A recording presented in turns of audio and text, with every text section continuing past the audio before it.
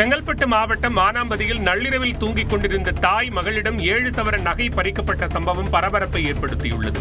உமா என்பவரும் அவரது மகள் கௌரியும் குழந்தையுடன் வீட்டில் தூங்கிக் கொண்டிருந்தனர். அப்போது பின்பக்க கதவு வழியாக உள்ளே முகமூடியுடன் நுழைந்த இருவர் உமா அணிந்திருந்த 5 சவரன் செயின் மற்றும் கௌரி அணிந்திருந்த 2 சவரன் செயினை பறித்து சென்றனர். இதேபோன்று அருகில் உள்ள பூங்காவன் என்பவரது வீட்டிற்குள் கொள்ளையர்கள் நுழைந்த நிலையில் அங்கு பொருட்கள் எதுவும் இல்லாததால் திரும்பிச் சென்றனர்.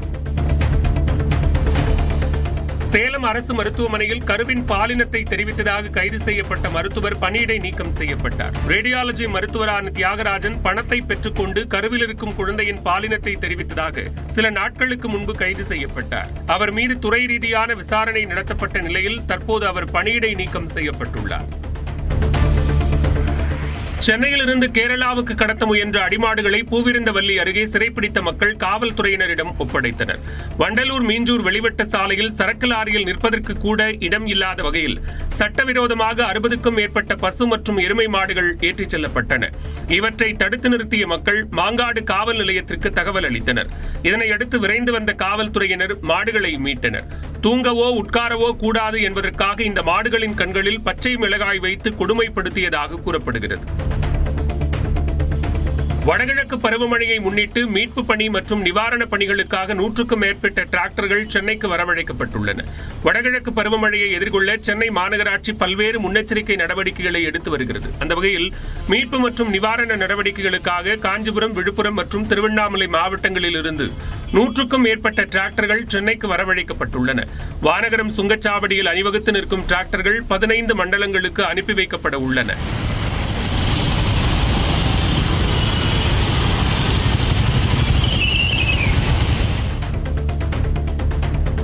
திருவள்ளூர் அருகே 2 லாரிகள் நேருக்கு நேர் மோதிய விபத்தில் இடிபாடுகளில் சிக்கிக் கொண்ட ஓட்டுநர் ஜேசிபி உதவியுடன் மீட்கப்பட்டார். சென்னை திருப்பதி தேசிய நெடுஞ்சாலையில் கும்மிடிப்பூண்டியிலிருந்து அரக்கோணம் நோக்கிச் சென்ற லாரியும், கார்பன் துகள் ஏற்றி வந்த லாரியும், திருத்தணியிலிருந்து திருவள்ளூர் நோக்கிச் சென்ற சிமெண்ட் லாரியும் சிறுவானூரில் நேருக்கு நேர் மோதிக்கொண்டன. சிமெண்ட் லாரி ஓட்டுநர் குருமூர்த்தி தூக்கத்தில் இருந்ததே இந்த விபத்திற்கு காரணம் என்று கூறப்படுகிறது. செங்கல்பட்டு அருகே 7000 கிலோ கஞ்சா, அபீன் உள்ளிட்ட உயர் ரக போதைப் பொருட்கள் தீயில் எரித்து அழிக்கப்பட்டன. செங்கல்பட்டு மாவட்டத்தின் பல்வேறு பகுதிகளில் போலீசார் 7000 கிலோ கஞ்சா, அபீன் உள்ளிட்ட உயர் ரக போதைப் பொருட்களை பறிமுதல் செய்திருந்தனர். அவற்றை தீயில் எரித்து அழிக்க நீதிமன்றம் உத்தரவிட்டது. இதனைத் தொடர்ந்து தென்மேல்பாக்கத்தில் உள்ள தனியார் மருத்துவ கழிவுகள் எரியூட்டும் மையத்தில் அவை அழிக்கப்பட்டன.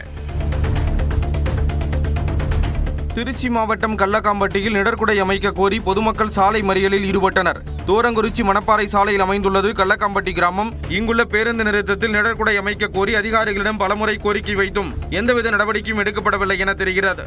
இந்த நிலையில் 50க்கும் மேற்பட்டோர் மணப்பாறை தூரங்குறிச்சி தேசிய நெடுஞ்சாலையில் மறியல் போராட்டத்தில் ஈடுபட்டதால் போக்குவரத்து பாதிக்கப்பட்டது.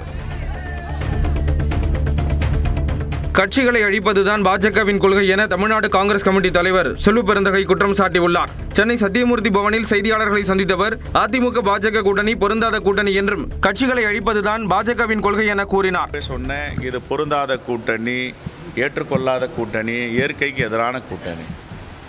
நாங்கள் அப்போ சொன்னோம், இப்போ எல்லாம் நடந்துட்டு இருக்கு. எங்கெல்லாம் பாஜக கூட்டணி வைக்கிறார்களோ அந்த மாநிலத்தில் உள்ள மாநில கட்சிகளை விழுங்குவதும் சிதைப்பதும் வேறறுப்பதும் தான் பாஜகவுக்கு வேலை. மேலும் விஜய்க்கு மட்டும்தான் கூட்டம் வரும் என்ற பிம்பத்தை உருவாக்க வேண்டாம் என்றும் தெரிவித்தார். பிரதமர் நரேந்திர மோடிக்கு முன்னாள் முதலமைச்சர் ஓ பன்னீர்செல்வம் பிறந்தநாள் வாழ்த்து தெரிவித்துள்ளார். அவர் விடுத்துள்ள அறிக்கையில் 75வது பிறந்தநாளை கொண்டாடும் பிரதமர் மோடி நாட்டுக்கு நீண்ட நாட்கள் சேவையாற்றிட எல்லாம் வல்ல இறைவன் அவருக்கு நல்ல உடல் நலத்தையும் நிம்மதியையும் வழங்க வேண்டும் என கூறியுள்ளார். செங்கல்பட்டு மாவட்டத்தில் பாட்டாளி மக்கள் கட்சியின் முன்னாள் ஒன்றிய செயலாளர் வாசு கொலை செய்யப்பட்ட சம்பவம் பரபரப்பை ஏற்படுத்தியுள்ளது. இளந்தோப்பு பகுதியைச் சேர்ந்த பாட்டாளி மக்கள் கட்சியின் முன்னாள் ஒன்றிய செயலாளரும் அன்புமணியின் ஆதரவாளருமான வாசுவை அதே பகுதியைச் சேர்ந்த மாரி என்பவர் தலையில் கலை போட்டு கொன்றுள்ளார். இதையடுத்து சம்பவ இடத்திற்கு சென்ற செங்கல்பட்டு தாலுகா போலீசார் மாரியை கைது செய்து விசாரணை நடத்தி வருகின்றனர். பன்ருட்டியில் அரசு பேருந்தில் ரகளையில் ஈடுபட்ட பள்ளி மாணவர்கள் மீது நடவடிக்கை எடுக்க பொதுமக்கள் கோரிக்கை விடுத்துள்ளனர். பன்ருட்டியிலிருந்து கடலூர் நோக்கி சென்ற அரசு பேருந்தில் பட்டாம்பாக்கம் பகுதியில் ஏறிய பள்ளி மாணவர்கள் ரகளை செய்ததாக கூறப்படுகிறது. இதனை நடத்துனர் கண்டித்ததால் அவரை தகாத வார்த்தைகளால் பேசி மாணவர்கள் மிரட்டல் விடுத்தனர். இதனால் பேருந்து பாதி வழியிலேயே நிறுத்தப்பட்டதால் பயணிகள் உரிய நேரத்தில் செல்ல முடியாமல் அவதியடைந்தனர்.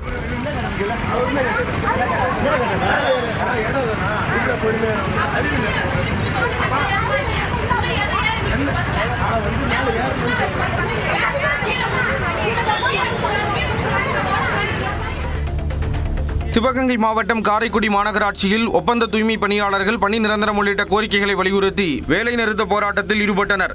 அனைவருக்கும் ஒரே மாதிரியாக 19,500 ரூபாய் மாத ஊதியம் வழங்க வேண்டும் என்றும் அவர்கள் வலியுறுத்தினர். தூய்மை பணியாளர்களின் போராட்டம் காரணமாக காரைக்குடியில் குப்பைகள் அகற்றப்படவில்லை.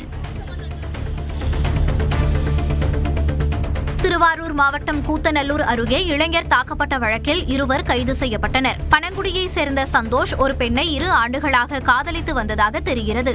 இதற்கு அந்த பெண்ணின் சகோதரர் எதிர்ப்பு தெரிவித்துள்ளார். எனினும் சந்தோஷ் காதலை கைவிடாத நிலையில் அவரை நண்பர்களுடன் சேர்ந்து பெண்ணின் சகோதரர் தாக்கியுள்ளார்.